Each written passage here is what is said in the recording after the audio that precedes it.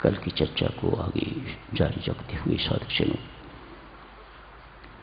आपको याद है ना, कर्म हितकार पर चर्चा चल रही है।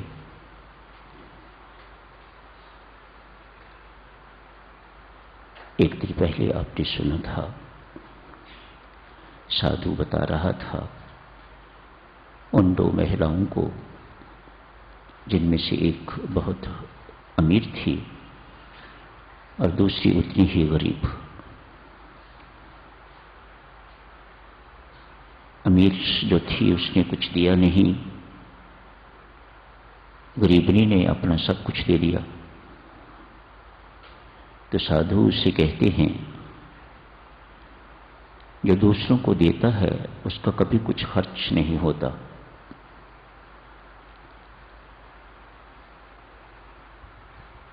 जो अपने लिए ही बचा के रखते हैं, सुरक्षित रखते हैं, चाहे वह अपनी सुख सुविधा है या वस्तु भंडार है,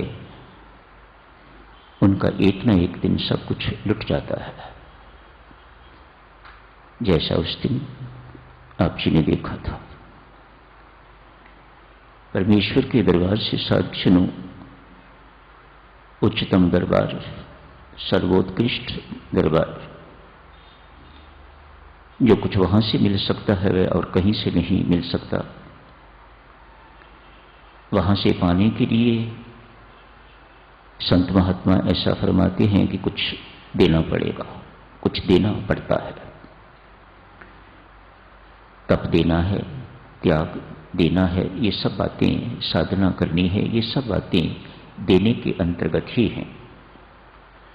संसारिक लाभ भी व्यक्ति लाभ करना चाहता है तो वे भी बिना दिए नहीं होते। बिजनेस वाले लोगों को देखो, ना उन्हें दिन को चैन है ना रात को, तब जाके तो उनका बिजनेस फ्लरिश करता है। रात को या जल्दी सुबह सत्संग के लिए आना कितनी कठिनाई है उनके लिए।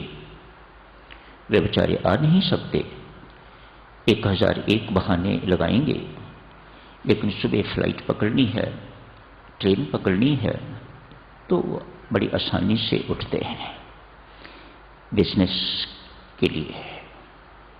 तो वहां पर भी डेली कुछ ना कुछ देना ही पड़ता है तो कुछ मिलता है। तो इसी बात पर चर्चा चल रही है कि कुछ दे के ही पाया जा सकता है। आपने देखा एक मां का मंदिर है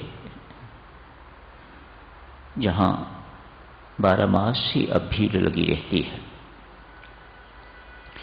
यात्री आते हैं, अपनी मनोकामनाएं पूर्ण करते हुए चलते जाते हैं। मत सोचिएगा वहां कोई मां के दर्शन करने के लिए जाता है या मुक्ति मांगने के लिए जाता है या परमात्मा की भक्ति मांगने के लिए जाता है। नहीं, भुक्ति मांगने के लिए जाते हैं। अपनी मनोकामनाएं पूर्ण करवाने के लिए ही लोग जाते हैं। अब सबका अनुभव यही है, आप भी तो जाते हैं ना, इसी काम के लिए जाते हैं। यहां भी कौन से सब परमात्मा की भक्ति मांगने के लिए ही आए हुए हैं। कुछ ना कुछ और है मन में जो आप चाहते हैं, उसी के लिए आप 40 दिन के लिए लगातार श्री राम शरणम आना शुरू कर देते हैं।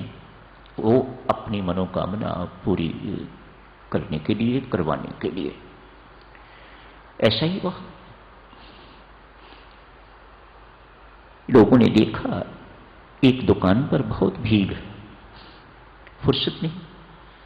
मानो उस दुकान से यदि प्रसाद लेना है तो लाइन में खड़ा होना पड़ेगा। बाकी दुकानों पर भी वही सब कुछ मिलता है, लेकिन कोई भीड़ नहीं है। कोई दुक्कड़ उनके पास चला जाता है। किसी व्यक्ति ने कारण पूछा, क्या ऐसी बात है आपके प्रसाद में? कोई ऐसा कहा जाए कि आपका प्रसाद स्वादु है, ऐसा नहीं। फुलियां इत्यादि होती हैं, पतासे इत्यादि होते हैं, नारियल इत्यादि होता है, तो उसमें क्या किसी ने स्वाद कोई चीज बनाई हुई तो नहीं है, बनी बनाई चीजें हैं ये। वह व्यक्ति बताता है, कहता है मेरी दुकान भी ऐसी थी जैसी बाकी। कुछ ही वर्ष पहले की बात है, हम भी ऐसे ही बैठे रहते थे जैसे और दुकानों वाले। मेरा घर पीछे है, आगे दुकान है छोटी सी। एक महात्मा आए तो महात्मा से मैंने अपनी व्यथा बताई। कहा महाराज हमारा बिजनेस, हमारा कामकाज बिल्कुल नहीं चलता, बड़ी मुश्किल से गुजारा होता है। घर में पत्नी है, एक पुत्र है, पत्नी गर्भवती है, मानो दूसरा जीव भी आने वाला है। खर्चे तो बढ़ रहे हैं लेकिन आमदन वैसी की वैसी ही है, उसमें कोई फर्क नहीं। महात्मा ने सरल स्वभाव से एक सीधी सी बात पूछी, पाना ही चाहते हो कि कुछ देना भी चाहते हो? मानो आप चाहते हो कि आपका बिजनेस जो है वह चलना शुरू हो जाए, तो एक सीधी सी बात महात्मा ने पूछी, पाना ही चाहते हो कि कुछ देना भी चाहोगे? मैं समझा नहीं महाराज अब क्या कह रहे हैं। तेरे घर में कुआं है, वहां से पानी निकाल, लोगों को, यात्रियों को, आते जाते उनको पानी पिलाना शुरू कर। मामूली मामूली बातें, महत्वहीन बातें नहीं है ये आपकी देने की भावना को जागृत करने वाली बातें हैं। अब पानी से ही शुरू कर। बात मान ली, एक छोटी सी ही दुकान है, छोटा सा साथ एक प्याऊ लगा लिया, मानो 2 मटके रख लिए, सुबह पानी भरते हैं। कभी वह खुद बैठता है पानी पिलाने के लिए, कभी पुत्र बैठता है, कभी पत्नी गर्भवती वह बैठती है। आंगन है घर का, वहां एक पेड़ लगा हुआ है, 2-3 चारपाइयां वहां लगा दी। जो यात्री आते पानी पीते विश्राम करने के लिए वहां चले जाते। मेरे पास 2 नौकर हैं, तब भी अब काम पूरा नहीं होता। ये उस थोड़ा सा जो दिया है उसका प्रताप है। इतना सा दे के तो इतना सारा पाया है, ये परमात्मा का स्वभाव है इस प्रकार का। वह थोड़ा देना जानता ही नहीं है, वह थोड़ा देता ही नहीं है। हमारी तृष्णा ही खत्म नहीं होती, मिटती नहीं है, लेकिन उसके घर में तो किसी प्रकार की कोई कमी नहीं है। उसने थोड़ा देना सीखा ही नहीं है, वह बहुत देता है। महात्मा फिर लौट के आए, कुछ वर्षों के बाद लौट के आए, देखा बहुत बढ़िया काम चल रहा है। कहो लाला कैसे हो? कुछ संतों महात्माओं के अपने संकल्प भी होते हैं, परमात्मा की ओर से वह आशीर्वाद भी दे देते हैं, परमात्मा की ओर से आश्वासन दे देते हैं। चूंकि अपनी तरफ से कुछ नहीं कहते, अपने पल्ले कुछ होता ही नहीं है, ऐसा अच्छे संत महात्मा मानते हैं, स्वीकार करते हैं। जो कुछ भी मिलता है वह परमात्मा के माध्यम से मिलता है, तो उन्हीं को साक्षी रख के अपने मुख से जो निकाल देते हैं परमात्मा उसे पूरा कर देता है। ये तो मेरी तरफ से बोल रहा है, अपनी तरफ से थोड़ी बोल रहा है। ये परमात्मा की मेहर है उस व्यक्ति के ऊपर। चूंकि मुझे साक्षी रख के तो ये कुछ किसी को बोल रहा है, तो उसे पूरा करना मेरा कर्तव्य है, परमात्मा ऐसा मानता है। संतों महात्माओं की बात क्यों ऐसा लगता है कि इसके मुख से कुछ निकले वह पूरी होके रहेगी? क्यों? पूरा करने वाला वह परमात्मा बैठा हुआ है। संतों महात्माओं का संकल्प भी पूछा, लाला कैसा चल रहा है आपका कामकाज? देखो महाराज 2 नौकर हैं अब, लेकिन मेरे पास फुर्सत नहीं है। संत महात्मा यहां थोड़ा सा उपदेश देते हैं, तो यही स्पष्ट हुआ ना, व्यक्ति यदि कुछ पाना चाहता है तो उसे पहले देना सीखना चाहिए। जब दे, जो दे उसे कभी याद ना रखे कि कुछ दिया है। देखो देवियों, संतों महात्माओं की कितनी छोटी छोटी बातें हैं, लेकिन इनसे परमात्मा आपके भाव को इतना उच्च बना देता है। छोटी सी चीज को भी तपस्या मानता है, छोटी सी चीज को भी बहुत बड़ा त्याग मानता है, यदि आपकी थोड़ी सी भावना जो है वह इस प्रकार की हो। संत महात्मा समझा रहे हैं, जो दिया उसे कभी याद नहीं रखना। दे दिया, नेकी कर कुएं में डाल, कभी याद नहीं रखना।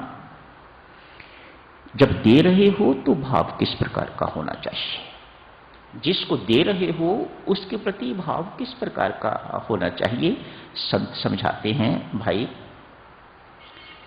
उच्च बात थोड़ी सी करते हैं, देने वाला भी परमात्मा ही है तो लेने वाला भी परमात्मा ही है। ये साधक जनों, सामान्य व्यक्ति के लिए बात माननी बहुत कठिन है। सामान्य मानो जिसकी साधना नहीं है। जैसे जैसे देवियों सज्जनों आपकी साधना बढ़ती जाएगी, आप उच्च उदात्त होते जाएंगे, आप हायर श्रेणी में प्रवेश करने शुरू हो जाएंगे, तो ये बातें अपने आप आपको स्पष्ट होनी शुरू हो जाएंगी। महात्मा कहते हैं, देने वाले को यही समझना, परमात्मा इस रूप में मेरे से कुछ लेने के लिए आया है, इसलिए दिल खोल के देना, कंजूसी ना करना। जब देने वाला कंजूसी नहीं करता तो देने वाला क्यों कंजूसी करे, क्यों तेरे हाथ पांव कांपते हैं। परमात्मा ने फिर याद रखना, तेरा दिया हुआ सुरक्षित रहेगा, तेरा दिया हुआ ही तेरे साथ जाएगा। जैसे उस महिला का जो बोझा था वह पूरे का पूरा सुरक्षित पड़ा हुआ है। महात्मा कहते हैं, देवी आप इसे ले जाओ उठा के, तूने किसी के लिए दिया था इसलिए तेरा दिया हुआ बिल्कुल सुरक्षित है। परमात्मा के घर की बातें हैं ना देवी सच, ये ऐसी ही है। आपको याद है, धर्मराज युधिष्ठिर अपना राज्य, यूं कहो सारे पांडव अपना राज्य अपने उत्तराधिकारी परीक्षित को देके तो स्वर्ग की यात्रा के लिए चल पड़े हैं। कुंती भी साथ है, द्रौपदी भी साथ है, अर्जुन भीम इत्यादि सब साथ हैं। एक एक करके गिरते जा रहे हैं, मरते जा रहे हैं, गिरते जा रहे हैं अर्थात मरते जा रहे हैं। एक युधिष्ठिर अकेले रह गए, इन्हें धर्मराज कहा जाता है। धर्मराज युधिष्ठिर एक रह गए हैं। चलते चलते स्वर्ग की यात्रा अकेले, जिस किसी ने भी जाना है अकेले ही जाना है, कोई संगी साथी साथ नहीं। मार के आगे की यात्रा अकेले। धर्मराज युधिष्ठिर कुछ परमात्मा के बहुत करीब हैं, इनकी कमाई ऐसी है मानो इनका दिया हुआ बोझ पहले ही वहां पड़ा हुआ है, बहुत सुरक्षित पड़ा हुआ है, इसलिए थोड़ी इन्हें कंसेशन दी जा रही है। एक कुत्ता रास्ते में मिलता है, कुत्ते को देखते हैं, पीला से करा रहा है, बहुत बड़ा जख्म है उसके शरीर पर, उस जख्म में कीड़े पड़े हुए हैं। धर्मराज युधिष्ठिर बहुत दयालु व्यक्ति, महादानी भी, कर्ण जैसे तो नहीं पर दानी भी, दयालु भी, संवेदनशील हृदय है। हमारे जैसा छोटा सा हृदय नहीं, बड़ा हृदय है अंदर, साइज में भी और कर्म में भी। कुत्ते को देखा, वहीं बैठ गए, मन ही मन विचार किया, कीड़े निकालता हूं तो वे मरेंगे। देखो देवियों सज्जनों, जब साधना होती है, जब व्यक्ति को परमात्मा का प्यार मिलना शुरू होता है, तो विचारधारा किस प्रकार की हो जाया करती है। क्यों कहो, उस बंदे के अंदर परमात्मा के विचार सुफृत होने लग जाते हैं। युधिष्ठिर की भावना से, विचारों से लगता है कि उस देवादिदेव के विचार कैसे होंगे, अंदाजा लगा सकता है आदमी। कीड़े निकालता हूं तो कीड़े मरेंगे, वैसे ही मरम पट्टी इत्यादि कर देता हूं, मन में इस प्रकार के विचार आ रहे हैं। ऐसा हो, यदि कीड़े इस पे रहेंगे तो ये दर्द से तड़पता रहे। कीड़े वहां पर चुप तो नहीं बैठे हुए, पस पैदा करेंगे, दर्द होगी, काटते हैं, चुभते हैं, जख्म है। ये मन में इस प्रकार की उधेड़पुन चल रही है। अतएव कल कर लेंगे चर्चा, समय हो गया है, ज्यादा हो गया है। शेष चर्चा कल कर लेंगे, आज यहीं समाप्त करने की इजाजत है।